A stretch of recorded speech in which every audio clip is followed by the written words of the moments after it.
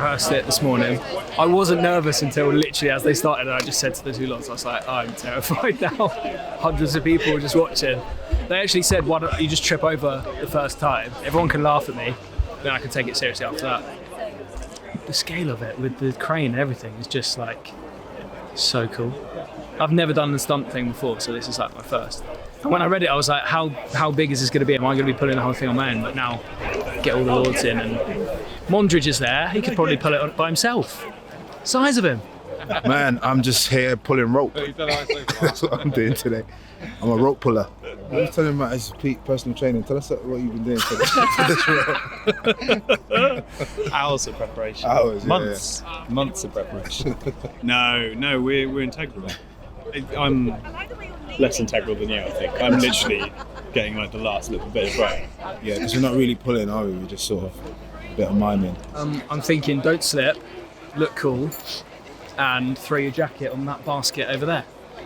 That's it. There's no acting required.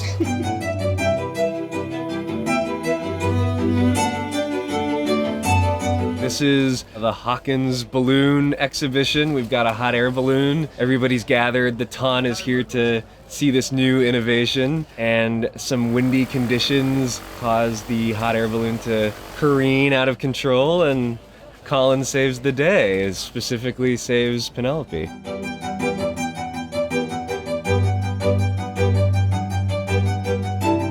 From a technical point of view, I think it's super successful. Just the character of the balloon. The balloon has its own performance, and I think that works well with what the director is trying to achieve and the storytelling and the relationships that happen during the whole balloon scene. You know, it's important for me to talk to Dean, our first AD, to go through what are we seeing in the shot, you know, what are the elements that we need, you know, what part of the scene are we doing, and then with Steve, it's really getting the action of the balloon, understanding how the basket has to move with the crane, you know, and also where the actors are so that it can look as, you know, scary as possible, but is still totally safe.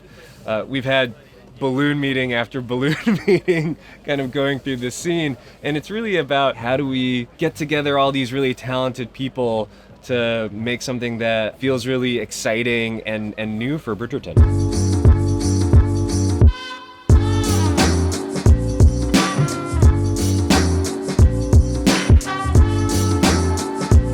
The technical matched with the creative, it's a balancing act, and fortunately I've got a really great team of ADs and stunt people. The crew's been really great at helping me, you know, be able to focus, work on the storytelling. When I'm shooting a scene like this, I want to make sure that everybody is safe and having a good time. It's a lot of people. We want to make sure that good vibes on set. And most importantly for me, it's, you know, not to forget the emotion behind the stunt. You know, we have to know why Colin is saving the day. It's because he cares about Penelope. We would be on set for various reasons. It'd be to work closely with the director.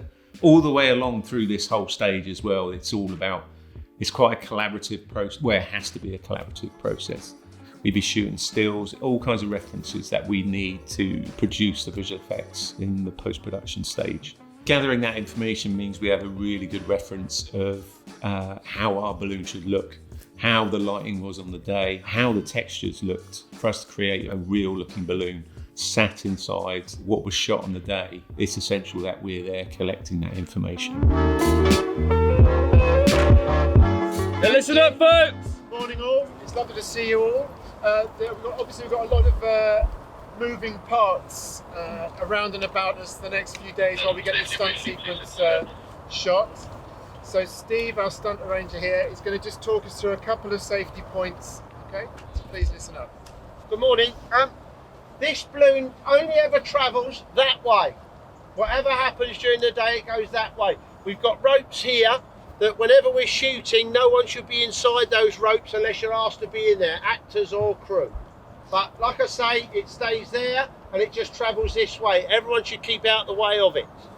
I mean, that's it really, keep out the way. I'm Steve Dent, I'm the stunt coordinator. Well, safety is the main consideration. We've got stunt people in front of all the actors to keep all them safe, and that's really it. Safety is the main thing. We plan it first with the director, see what he wants to do, how far he wants to go and what he'd like to see. Then we set up a rehearsal, and then from there he makes a plan and we just do what he wants.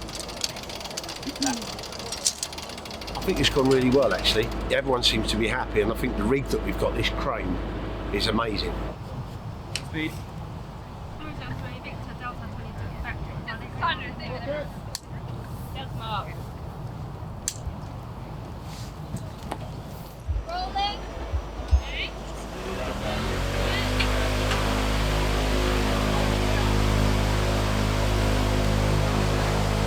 And 3, 2, 1, action!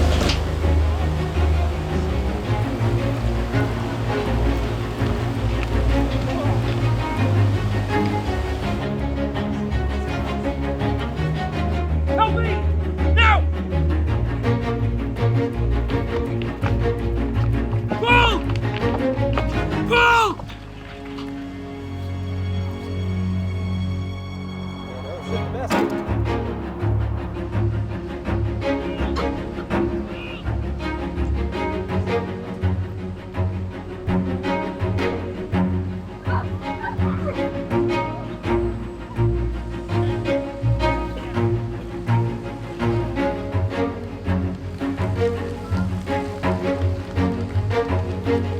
Great. All right, let's cut on rehearsal. And we're off there, thank you.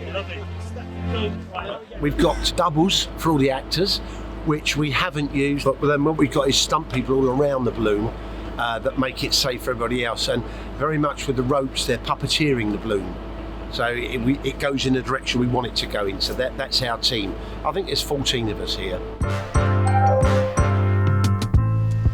It's very exciting, what can we tell you? There's a balloon, there's a lake, we've got comfy chairs. Smashing. Just need a bucket of popcorn. We do actually. I could do with a cup of tea. A big massive crane. It's actually massive. Do you want to see it? It's not just Luke. He's also got like 6 other guys with him. I'm like, great. He's great.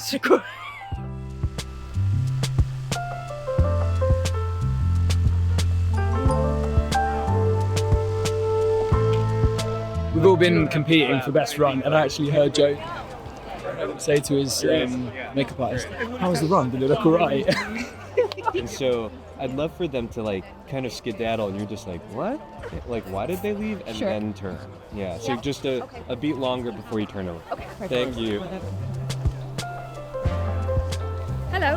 What are we doing here today? What's Doing a happening? little stunt. I have to fall over gracefully. It's like in the world of Bridgerton, death is less important than horniness. So there's a hot air balloon coming towards her, but she's like, that guy's so sexy, damn. And then I run and trip and fall and get saved. I don't know if am I saved by Debling, but Debling sort of jumps on top of me. It's the most action Penelope's ever gotten, to be honest. So can't complain. It's quite scary having that fly at your face, because we've had to rehearse it, and at one rehearsal it did come really close, and you go, oh yeah, this is quite terrifying. It's the most stunty, big scale stunt that we've done in Bridgerton. All right, here we go then. Turn over, please. All right, we can get you guys back in. And action!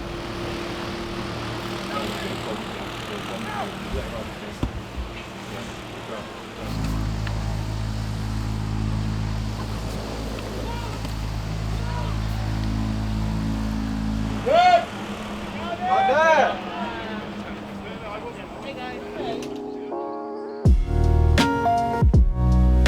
We are fortunate enough that when we started on Bridgerton that we had access to kind of all departments. So we could be on board very early and then talk about the look of the balloon, talk about how big is the balloon, the colour of the balloon. I'd say there's kind of 3 stages. You have a pre-production, production, post-production. Pre-production is when we come on board very early on at the script stage. We then kind of talk with art department, directors, camera, etc. about the best way to achieve the visual effects that are needed. What we kind of call production stage for us is those would be the times that we're actually on set. So that would be collecting things like balls and charts, texture information.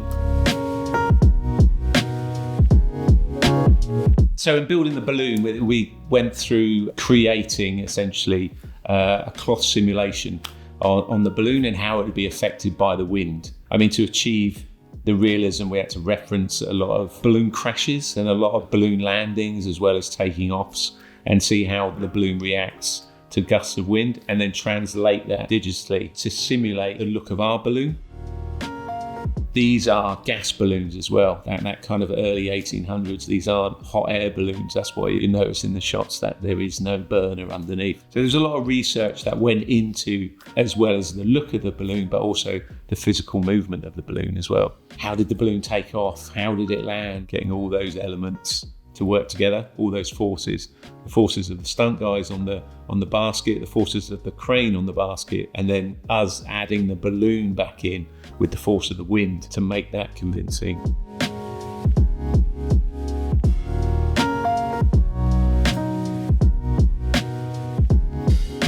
If we deliver visual effects that are part of the storytelling and they don't take away from the storytelling and you don't question the realism of them, then yeah, that's when I feel we've succeeded.